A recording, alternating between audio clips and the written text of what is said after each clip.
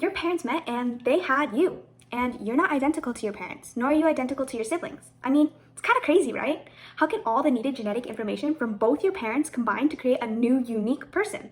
Well, through this crazy process called meiosis, genetic information from each parent cell is halved so that when the resulting cells, the gametes, aka the sperm and egg cell, combine, a new person like yourself can be made. Hi, I'm Viviana Tran from period 4. Wait. Didn't we just learn about mitosis? Meiosis. They sound the same. How are they even different? Why can't the body just choose one and just do that one process? Well, that's actually a good way to start. Meiosis and mitosis are similar because they both involve cell division. Furthermore, cells that go through meiosis or mitosis have to go through prophase, metaphase, anaphase, telophase, and cytokinesis. They result in more than one cell after the process, and there's a duplication and movement of genetic information. Although meiosis and mitosis sound pretty similar, and there are some similarities, there are profound differences. One is their purpose. The purpose of mitosis is to divide the nucleus and DNA contained within somatic cells to create two identical diploid cells for some species to grow and repair themselves, and for some organisms to asexually reproduce. We, as humans, do not asexually reproduce. I mean, would you want a bunch of those? It's just not super reasonable, because if the parent cell had an unadvantageous trait and something were to happen that exploits that, all of them would die, because there's no variety so that some have an advantageous trait to survive. Instead, we sexually reproduce. To produce the gametes for sexual reproduction, aka the sperm and egg cell, meiosis occurs. Meiosis begins with one germline cell and creates 4 non-identical haploid daughter cells. Another difference is that there are 6 steps in mitosis and 1 cell division, while in meiosis there are 8 steps and 2 cell divisions. Now, remember, these are just some differences between the two. We'll be discussing more with the modeling.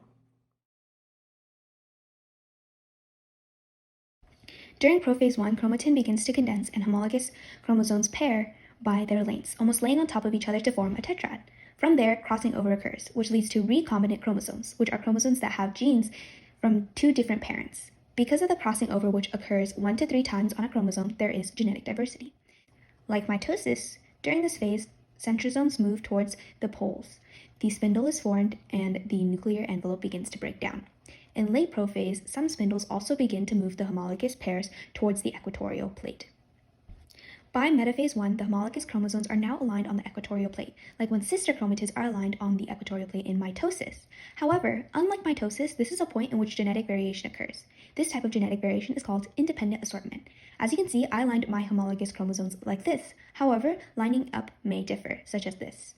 And when the chromosomes are split, the genetic information within each cell will differ. Another thing that happens in metaphase 1 is that the spindle will attach the kinetochores on the homologous chromosomes. During anaphase 1, there is a breakdown of proteins between the homologous chromosome, which allows the homologs to be pulled towards the poles. Please note that unlike mitosis, in which the sister chromatids are pulled apart, in meiosis, the sister chromatids still stay intact. During telophase 1 and cytokinesis, the 2 sides of the cell each have half the amount of chromosomes, each with 2 sister chromatids. On the cell itself, a cleavage furrow forms, like in mitosis, so that the rest of the cell splits into 2. The nuclear envelope begins to reform and the chromosomes decondense.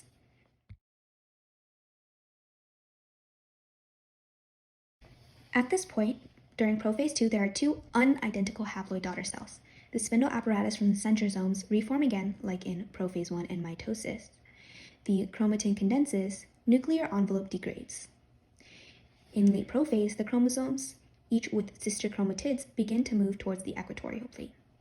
By metaphase 2, the chromosomes are once again aligned on the equatorial plate, with each chromatid on each side, like in mitosis. However, because of the crossing over in prophase 1, the chromatids aren't the same. The spindles attach to the kinetochore.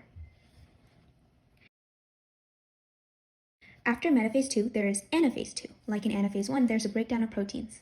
However, in this phase, it is between the sister chromatids, so that the chromatids separate through the spindles and move towards the poles. In the last phase, named telophase 2 and cytokinesis, once again, a cleavage furrow forms on the 2 cells, separating them into 4 haploid cells, all genetically different. The nuclear envelope forms again, and chromosomes decondense. During this modeling, we talked about 2 genetic variations that occur, one being independent assortment during metaphase 1, where homologous chromosomes line up in different ways, leading to a random exchange of genetic information, and the other being crossing over, where tetrads form and arms and legs of parent homologous chromosomes switch during prophase 1 to produce recombinant chromosomes. Another way that results in genetic diversity is random fertilization. Because the results of meiosis are 4 genetically different haploid cells that produce gametes, the probability of the genetically same sperm fertilizing the genetically same egg is pretty much impossible. Here's a recap on what we did. Bye.